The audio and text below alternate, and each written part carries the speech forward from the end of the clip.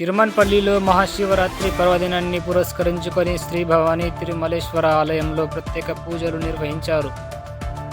ఉదయం నుంచి పెద్ద సంఖ్యలో భక్తులు ఆలయానికి చేరుకొని పాలాభిషేకాలు నిర్వహించి ప్రత్యేక నైవేద్యాలు సమర్పించారు. అనంతరం ఆలయం వద్ద ఏర్పాటు చేసిన ఒగ్గు కథ కార్యక్రమానికి పెద్ద సంఖ్యలో భక్తులు హాజరై ఆస్వాదించారు. గ్రామ అభివృద్ధి కమిటీ ఆధ్వర్యంలో భక్తుల కొరకు అన్నదాన కార్యక్రమాన్ని ఏర్పాటు చేశారు.